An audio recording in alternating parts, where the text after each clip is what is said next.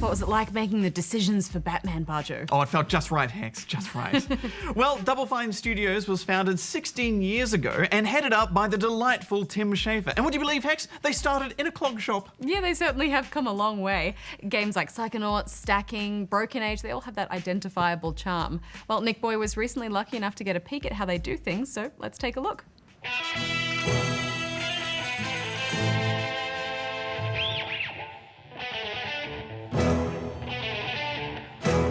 It's March of 2016, and while in San Francisco for the Game Developers Conference, I snuck away to spend the day at Double Fine Studios, makers of Psychonauts, Broken Age, and all manner of weirdness in between. What is happening? Studio founder and lead madman Tim Schafer started me off with a tour of his office.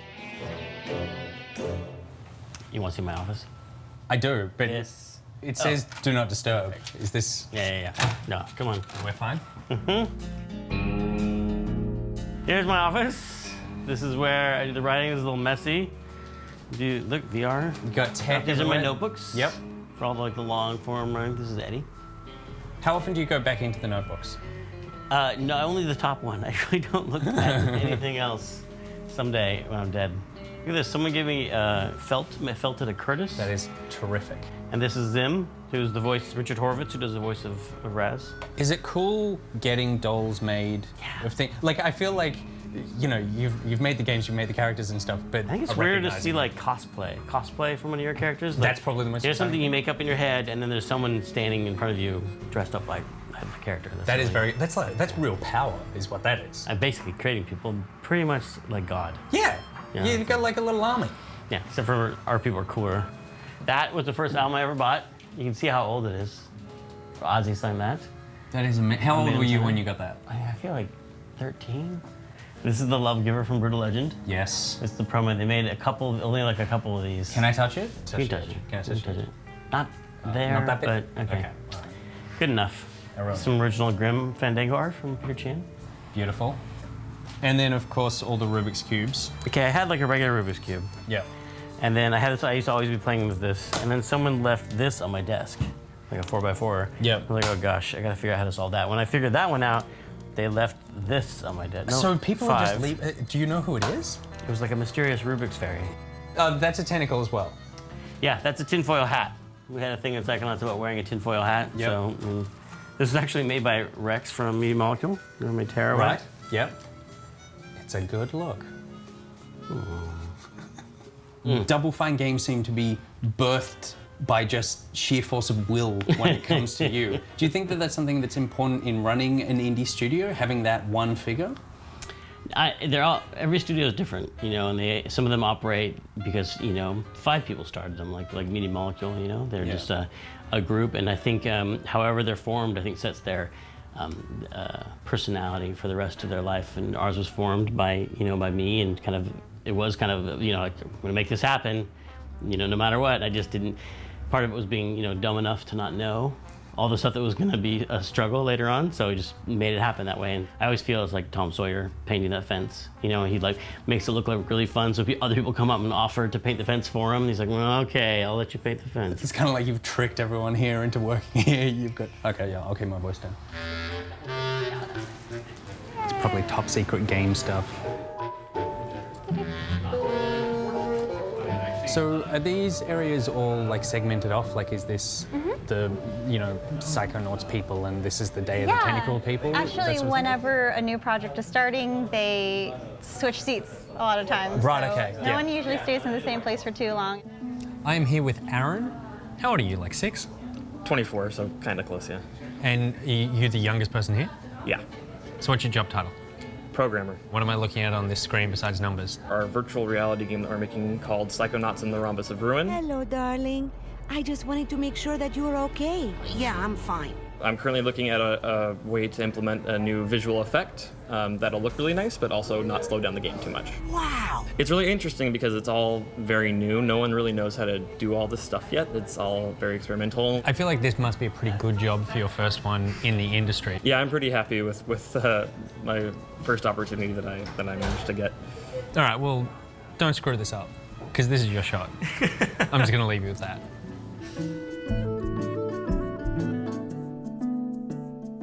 So you've got like comics, games, but what's with all the VHS tapes? Well, Double Fine was started back in 2000 when, you know, people still used That VHS was still a tapes. thing that we did? So a lot of those are old Tim interviews. Oh, right. From like G4 or yeah, things there's, like that. full Silicon throttle stuff Spin. here. Yeah, that's right. Our COO is a big pinball aficionado, so he donated one to the office.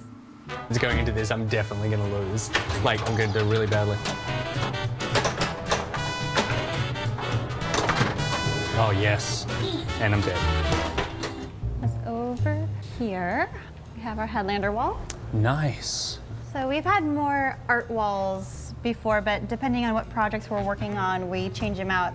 We like to kind of have all of our concept work up. We have amazing artists here. I love concept art for things because I love seeing where the designers' heads were before you went through all these iterations and changes and that sort of thing. And also, like you said, it's just amazing art that you actually get the time to look at. I'm here with Emily, animator. I am a concept artist. Oh, so you've been doing all the cool stuff that's on the walls? Yes, I have. All of it? Not all of it, but some of it. I was previously talking to the coders. They're kind of in this dark area there. There's a lot of like cold tech on their desks, and then I come over here and there's like lanterns and flowers that light up. It's a much nicer space to be in. Yes, it's more decorative, conducive, creative, conducive to people. the sort of concept environment. Yeah. So what are you concepting at the moment? Right now, I am working on Psychonauts in the Rhombus of Ruin, coming up with ideas of what's going to be in the world and what's going to look like and all that fun stuff. Do you kind of just get free reign? Is it a combination of, oh, we need X, Y, and Z, or is it just let your mind wander and just draw a lot of things that could exist here? It's a little of both, especially during the beginning parts. I get to sort of come up with cool ideas. Later on, it's more like we gotta do this sort of thing. So do a little dollhouse. I'm working on a dollhouse right now. So here's a bathroom. Nice. And in the dollhouse, this is Lobato. I'm here with Dave, who is a senior character artist here at Double Fine. So they make the concept drawings, and then it gets handed off to you? That's right, yeah. We get orthographics, what we call orthographics, so they'll draw a character from the front, the side, and we take that into a program like ZBrush and do the sculpture for it, and do the texturing and materials, and also do the skeleton, which is what animators use to make the model move. What are you working on at the moment? So this is a character from the original Psychonauts called Dr. Lobato. Yes, it is. And we are just taking its geometry and up-resing it, trying to figure out how do you get that painterly look and still have it work in this generation. Still make it pop. We don't want people to look at it and go, oh, that looks so last gen. Yeah, You know? right. How long have you been at Double Fine? 15 years. Oh, wow. One of my first days was its 1-year anniversary. So I've been here for So you almost worked on Psychonauts? Yeah, I built Raz and almost all the other characters. Thank you very and much. half the other characters. So then you're actually up-resing your own work? I was just saying to Emily, though, I did not do this guy. All right. All the ones that we've done so far, Ray did. And so you're actually it's stamping on someone my else's. take on Ray's old How interesting. characters. Yeah. What do you think of Ray's original work? Yeah, I agree. Could use some. We didn't know what we were doing back then. That's what I think. So where are we? We are currently in a room called Cold Room. We often use for art jams. So a lot of our artists, some of the ones that we've been collaborating with forever, like Scott Campbell and Bagel, we fly them in for new projects that we're working on, and Peter Chan. Have them come in. So Bagel's doing the sort of watercolor stuff here? Yeah, so we just kind of shove them in a room, give them a bunch of coffee, some beer, and provide them with some art tools, and they just go to town.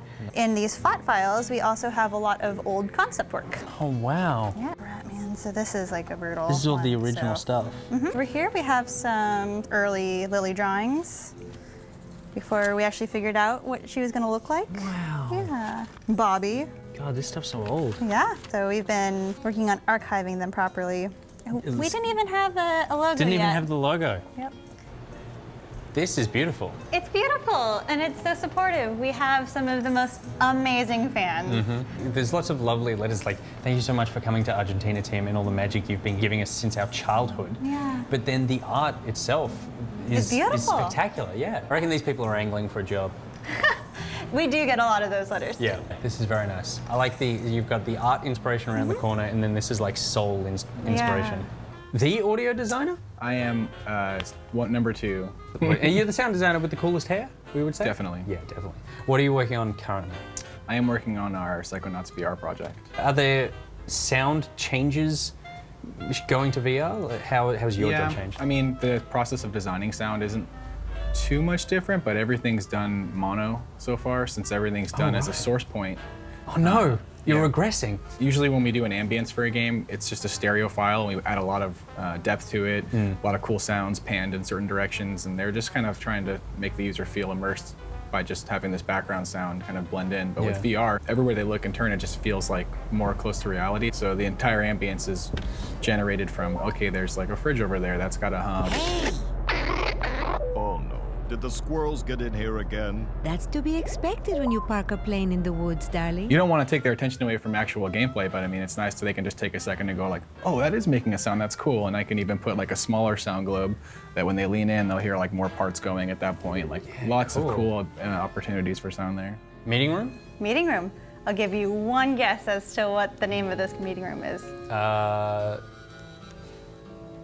Old lady. Close. Close? Granny. Oh, so close. This painting has been in Double Fine Studios since the beginning. It was actually painted by Tim's cousin. Her name is Lolly, and she's been kind of our patron saint of Double Fine, I guess you could say. She's actually overlooking the meeting table right now. She is. Making sure that all the deals go through and that everyone uses the right fork. Show off for me. Yeah, we've had quite a few nice people give us some awards. So we have things like our VGA wins, some of the BAFTAs. The BAFTA, I mean, that's a BAFTA. That's a BAFTA. That's an actual BAFTA. This is locked, right? Yes. Like I can't get at that. You can. Can I touch the BAFTA? You can touch the BAFTA. Oh my god. Oh. Oh, it's so heavy. Oh my god, it's so heavy. It was just after lunch, so it's a little messy. So it's not cute. We'll move that. I like how everywhere we go, she just tries to clean up on the fly before we get there, as though our office isn't way filthier than this one. Can I open it? What's in here? It's mainly salads. Right? Okay. It's mainly just salads. And some flan. That's good. I feel like if I was a game developer, I would want to eat healthy. Because apparently you keep them all here overnight You should to finish see games. how often I have to restock the candy bowl here. We saw the candy bowl coming in, and we were wondering if it was available for Australian tourists. Absolutely. It is? Yeah. We might need to go back to the candy place later. No problem. And you guys also have a drinking problem. We do. Yeah. We in that it looks like you have nothing to drink because they're all empty. Yep. Well, we have 2 clubs here that are just for alcoholic beverages. We have beer and whiskey club. Right, okay. So I know what club I fall in. Yeah. What club do you fall in? both. No, I was going to say whiskey club, but that is absolutely the right answer. This day showed me why I love Double Fine games so much. Not every one of their titles is a perfect game, but you're not going to find another studio who can make an RTS action game about heavy metal music, follow it up with a mediation on Russian babushka dolls, and this year pump out a sexy 60s-inspired platformer where your detached head is your greatest weapon. These are the kind of games only Double Fine, in a room filled with whiskey, could dream up.